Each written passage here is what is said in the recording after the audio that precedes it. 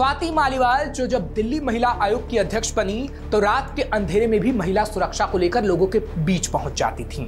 ये परखा करती थीं कि दिल्ली में महिलाओं की सुरक्षा कितनी हो रही है और महिला दिल्ली में कितनी सुरक्षित है। लेकिन आज वही मालीवाल सुरक्षित नहीं। तारीख 13 मई की थी जब पुलिस को सीएम हाउस से कॉल आता है। कॉलर राज्यसभा सांसद स्वाति मालीवाल थी और आरोप दिल्ली के सीएम अरविंद केजरीवाल के भरोसेमंद सहयोगी विभव कुमार पे था। आरोप था कि स्वाति मालीवाल के साथ विभव कुमार ने बदसलूकी की है। वैसे अभी स्वाति माल आम आदमी पार्टी से राज्यसभा सांसद हैं। ऐसा दावा है कि पार्टी ने उनसे इस्तीफा मांगा है। स्वाति माल इसी मसले पर बातचीत करने अरविंद केजरीवाल के घर गई थीं। हालांकि इस पर अभी कोई खुलकर नहीं बोल रहा है। चर्चा है कि अरविंद केजरीवाल स्वाति की जगह अभिषेक मनु सिंघवी को राज्यसभा भेजना चाहते हैं। मालीवाल ने विभव कुमार के खिलाफ पुलिस की शिकायत में लिखा कि मैं सीएम आवास के ड्राइंग रूम तक गई और वहां इंतजार कर रही थी। तभी उनका पर्सनल स्टाफ आया और गालियां देने लगा। बिना किसी उकसावे के थप्पड़ मारा गया। मैंने शोर मचाया और कहा कि मुझे छोड़ दो, जाने दो, लेकिन वह मारता रहा और गालियां देता रहा, धमकियां देता रहा और कहा कि देख लेंगे, निपट लेंगे। उसने चेहरे पर मारा, पेट पर मारा। मैं भागकर बाहर आ गई और पुलिस को फोन किया। इस मामले में स्वाति मालीवाल ने सोशल मीडिया प्लेटफॉर्म एक्स पर देर रात एक पोस्ट भी किया और लिखा कि मेरे साथ जो हुआ वो बहुत बुरा था। इस मामले में मैंने पुलिस को अपना बयान दे दिया है। आशा है कि उचित कार्रवाई होगी। पिछले दिन मेरे लिए बहुत कठिन रहे हैं। फिलहाल मामले में अब जाकर स्वाति मालीवाल ने चुप्पी तोड़ी है, क्योंकि जब से ये मामला सामने आया था कई दिनों से स्वाति मालीवाल चुप थी।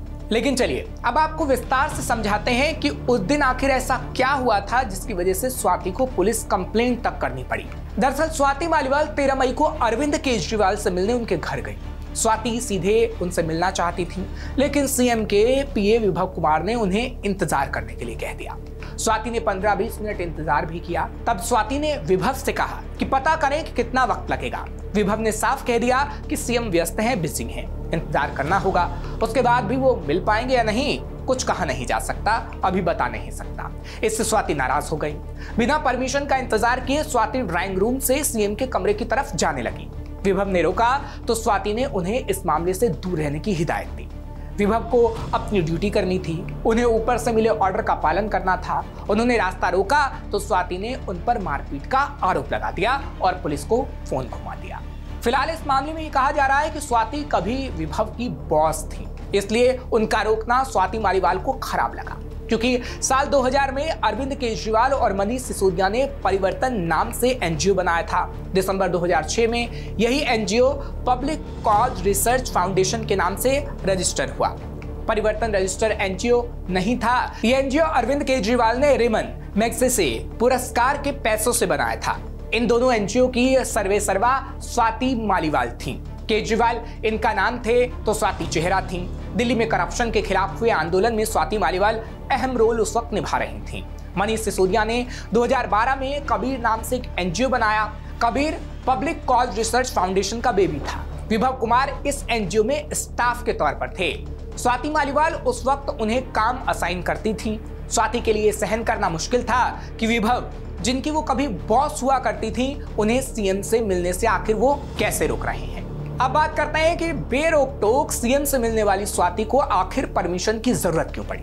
दरअसल आम आदमी पार्टी के वर्कर्स के मुताबिक सीएम हाउस में स्वाति मालीवाल का बेरोक टोक आना जाना था। उन्हें कोई रोक नहीं सकता था।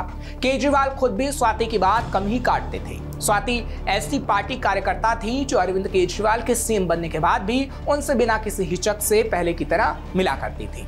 फिर आखिर ऐसा क्या हुआ जो सीएम उनसे मिलने से कतरा रहे थे और उस दिन स्वाति क्यों उनसे मिलने पहुंची थी। सबसे पहले पहली वजह आपको बताते हैं। स्वाति मालीवाल उस दिन राज्यसभा की अपनी सीट के लिए बात करने पहुंची थी। उनके पास कुछ वर्कर्स के जरिए मैसेज पहुंचाया गया कि स्वाति उस सीट को छोड़ दे, उन्हें हम पार्टी में एडजस्ट कर लेंगे। बताया जाता है कि ये सीट अरविंद केजरीवाल का केस लड़ रहे एडवोकेट मनु सिंघवी के लिए खाली करने को उनसे कही गई। इस पर स्वाति सीधे सीएम से बात करने पहुंच गई। अरविंद केजरीवाल को पता था कि आमने सामने बातचीत में वो कई मुद्दों को उठाएंगी।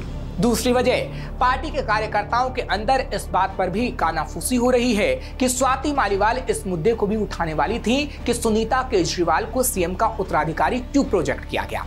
आपका हमेशा से कहना रहा है कि एक परिवार से एक ही व्यक्ति पार्टी में रहेगा।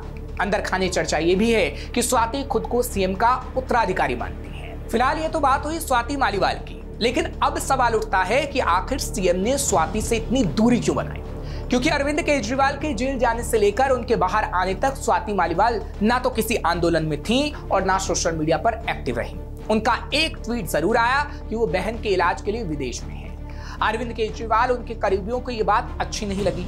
दरअसल चर्चा है कि स्वाति बीजेपी के संपर्क में है। अगर आम आदमी पार्टी से उन्हें झटका मिला तो बीजेपी के खाते से राज्यसभा की सांसद बन जाएंगी।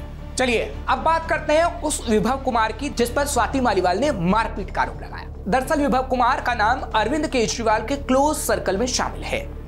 विभव कुमार ही मैनेज करते हैं कि केजरीवाल समय से दवाइयां लें, इंसुलिन लें और खाना खाते रहें। केजरीवाल के लिए इतने अहम होने की वजह से विभव को केजरीवाल का मैन फ्राइडे तक कहा जाता है।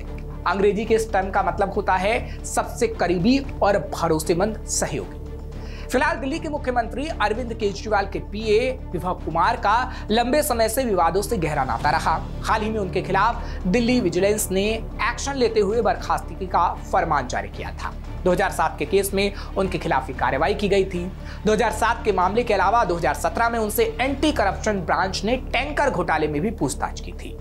विभव कुमार से जुड़ा साल 2007 वाला विवाद उस वक्त सुर्खियों में आया था जब विजिलेंस विभाग ने उनके खिलाफ कार्रवाई की थी। विशेष सचिव YVVJ राजशेखर ने पिछले महीने 10 अप्रैल 2024 को एक आदेश पारित किया था जिसमें 2007 के मामले का हवाला देकर उन्हें बर्खास्त कर दिया गया। उस मामले में विभव पर सरकारी काम में बाधा डालने का आरोप लगा था। बर्खास्तगी के दौरान ये बताया गया था कि साल 2007 में विभव पर महेश पाल नाम के एक सरकारी कर्मचारी ने यह आरोप लगाया था कि उन्होंने उसके काम में बाधा डाली और उनके साथ दुर्व्यवहार किया। उस वक्त अपने आदेश में विजिलेंस ने कहा था कि विभव कुमार के खिलाफ आरोप गंभीर हैं। वहीं बीते अप्रैल के महीने में दिल्ली उत्पाद शुल्क नीति 2021-22 से जुड़े मनी लॉन्ड्रिंग केस में भी प्रवर्तन निदेशालय ने विभव कुमार और आप विधायक दुर्गेश पाठक से पूछताछ की थी। इससे पहले फरवरी में भी ईडी ने विभव से पूछताछ की थी और धन शोधन निवारण अधिनियम के प्रावधानों के तहत उनके बयान दर्ज किए थे। वहीं भ्रष्टाचार निरोधक शाखा यानी ACB ने साल 2017 में कथित टैंकर घोटाले में भी मुख्यमंत्री केजरीवाल के निजी सचिव विभव कुमार से पूछताछ की थी। दरअसल जून 2015 में केजरीवाल के नेतृत्व वाली आप सरकार ने दिल्ली जल बोर्ड द्वारा करीब 285 स्टील के पानी के टैंकरों की खरीद में कथित अनियमितताओं की जांच के लिए एक समिति का गठन किया था। सरकार ने जून 2016 में इस कमेटी की एक रिपोर्ट को भेजा और बाद में इस मामले में FIR दर्ज कराई थी। बीते मार्च 2024 में इससे जुड़ी एक और खबर आई थी कि दिल्ली जल बोर्ड घोटाला मामले में ईडी ने कोर्ट को चार्जशीट दाखिल कर दी है और तभी भी विभव कुमार का एक बार फिर से मामला सामने आया था और उनका नाम सुर्खियों में आया था। फिलहाल स्वाति मालीवाल से बदसलूकी के आरोप पर आप लीडर संजय सिंह ने कहा है कि इस मामले पर मुख्यमंत्री अरविंद केजरीवाल गंभीर हैं। विभव कुमार ने उनके साथ बदतमीजी की है। अरविंद केजरीवाल इस पर सख्त कार्रवाई करेंगे। पार्टी ऐसे लोगों का समर्थन नहीं करती। ये बहुत ही निंदनीय घटना है। स्वाति मालीवाल पार्टी की पुरानी और सीनियर लीडर्स में से एक हैं। हम सभी उनके साथ हैं।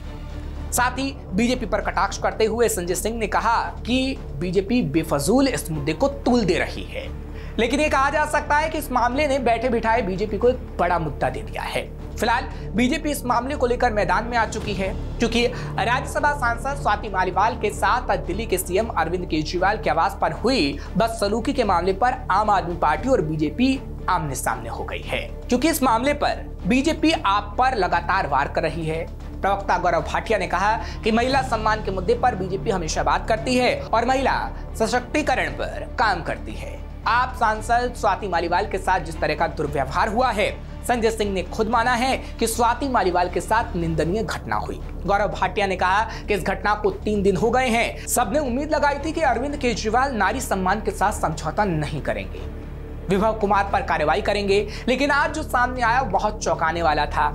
अरविंद केजरीवाल को कोई पछतावा नहीं है और विभव कुमार पर आरोप लगे हैं और अरविंद केजरीवाल विभव कुमार के साथ घूम रहे हैं, जबकि उन पर उन्हें कार्रवाई करनी चाहिए थी। वहीं इससे पहले नई दिल्ली से बीजेपी उम्मीदवार बांसुरी स्वराज ने कहा था कि अरविंद केजरीवाल के उकसाने पर उनके निजी सचिव ने अपनी ही पार्टी की सांसद स्वाति मालीवाल पर हाथ उठाया है। अभद्र व्यवहार किया है।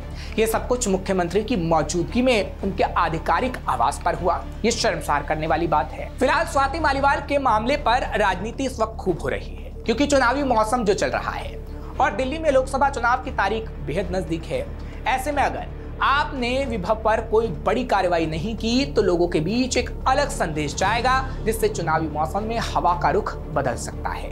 क्योंकि आम आदमी पार्टी दिल्ली में जीत का दावा कर रही है और हवा का रुख अपने समर्थन में बता रही है। ऐसे में अगर हवा का रुख बदला तो पार्टी को बैठे बिठाए लेने के देने पड़ सकते हैं। श्रेष्ठ उत्तराखंड पर खबरों से जुड़े रहने के लिए चैनल को सब्सक्राइब और लाइक करें, बेल आइकन दबाएं और देखते रहें श्रेष्ठ उत्तराखंड।